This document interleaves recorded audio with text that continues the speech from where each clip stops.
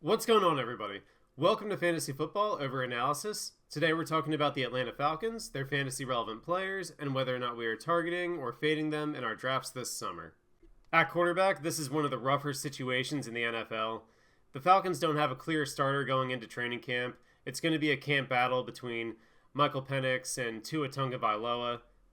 And Penix last season was not particularly impressive for the Falcons. He only makes it through about half the season before he goes down with a torn ACL. But even before the injury, it wasn't great for Penix. He only threw for 9 touchdowns in 9 games. Penix also had 4 starts in which he couldn't even reach the 200-yard passing mark, and he offers nothing in the rushing game, so he can't give you any kind of floor with his legs like other quarterbacks can. Now Penix, currently working his way back from the torn ACL, he's no longer got ties to anybody on this coaching staff. It's a new head coach for Atlanta with Kevin Stefanski after Raheem Morris was fired last year. And when that happens, you can throw Penix's former status as a first-round pick out the window. Stefanski wasn't the guy who brought Penix in. The guy who Stefanski did bring in was Tua Tagovailoa, the former starting quarterback for the Miami Dolphins. Tua ran out of Miami last season after just a terrible all-around performance. Mike McDaniel benched him at the end of the year for Quinn Ewers. And with Tua has never been a dynamic fantasy quarterback. He only has one QB1 finish to his name. He had multiple years playing in a very fantasy-friendly offense that Mike McDaniel ran in Miami and was never able to really thrive in it.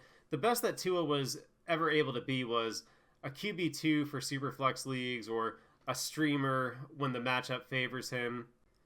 Tua also a guy that offers absolutely nothing in the rushing game, so if he's not having the prolific passing performances, then he's not offering you much for your fantasy lineup. So regardless of who ends up winning the job here, it should not be a surprise that we're fading both of these guys. There's no ceiling for either one of them. They're not going to be anything other than a streamer in a best case scenario for redraft leagues. In 2 quarterback and Superflex, even if you come away with one of them as your number 3 quarterback, that's not going to feel great because this is also going to be one of those situations where chances are over the course of the year, both guys are going to play. It's going to be a situation where Tua might start 4 or 5 games and then get benched once the losses pile up. Then they go to Penix for a little while to see what they have with him, and he struggles again, and then they bench him and go back to Tua. It's going to be a messy situation throughout the year, and it's just going to be one that you want to avoid at the quarterback position for your fantasy teams. And then at running back, you don't need me to tell you that Bijan Robinson is an absolute stud for fantasy football. Bijan over the last 2 years has been the RB2 and the RB3. Last season, he comes down a bit from what he had in touchdowns from 2024. That season, he scores 14 rushing. Last year, only 7. But he goes up in receptions last year, catching over 70 to help make up for that.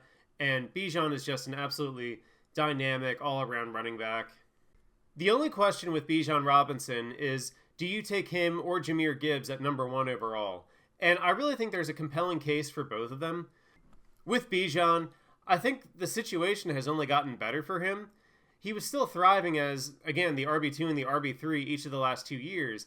And that was with Tyler Algier still hanging around and stealing a fair amount of goal line work from him.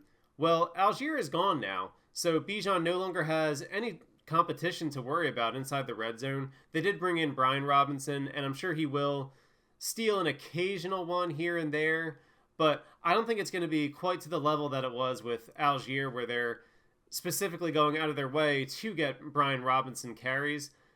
Brian Robinson just isn't as good as Tyler Algier. Algier was good enough to command a bit of a role on his own. And the passing game usage for Bijan should still be absolutely elite. While it's going to be hard for him to do better than he did last year, where he gets 103 targets, 79 catches, and over 800 yards, if Tua is the starting quarterback, keep in mind how often Tua would check down to Devon Achane out in Miami. That should very much carry over here to Atlanta, and he should be constantly looking for Bijan out of the backfield. So between Bijan and Gibbs, it really is going to come down to personal preference. For me, I do lean slightly towards Gibbs, just because I think it is a more dynamic offense overall.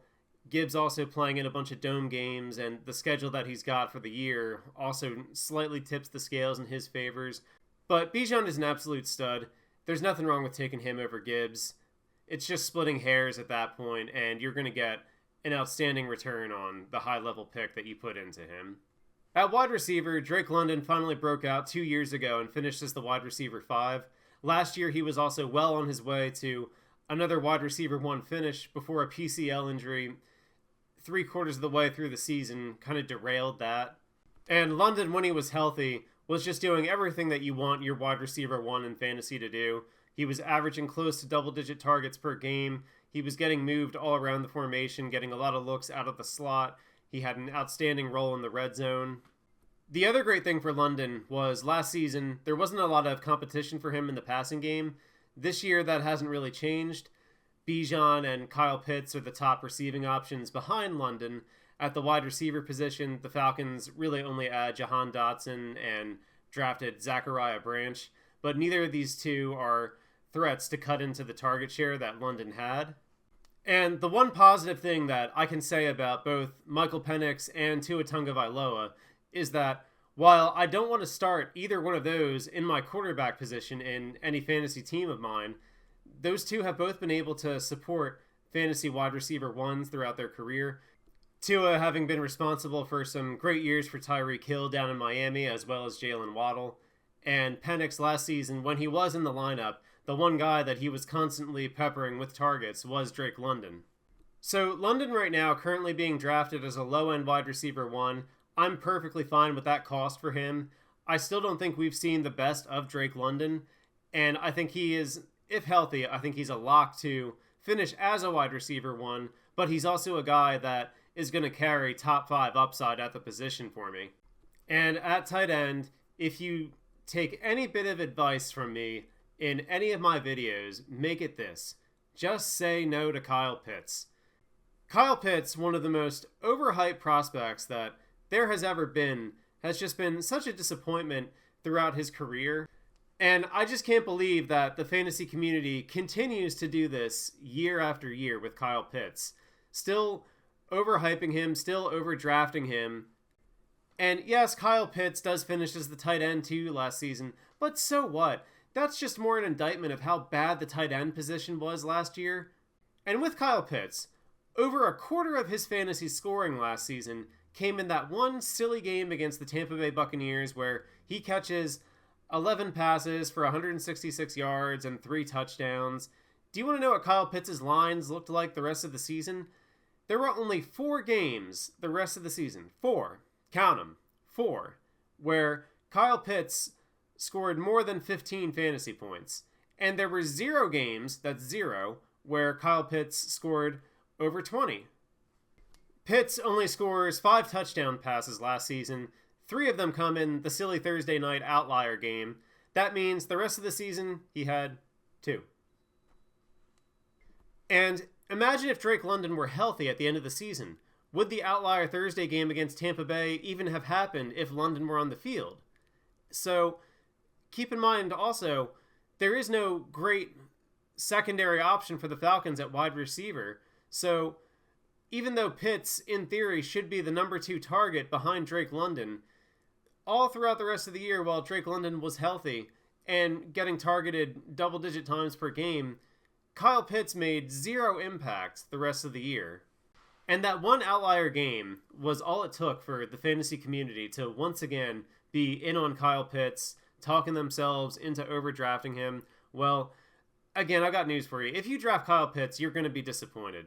There's no reason to be taking him where he's going at tight end 7. Just wait for the later round options. Wait for Isaiah Likely. Wait for Chikakonkwo. Take Travis Kelce over Kyle Pitts.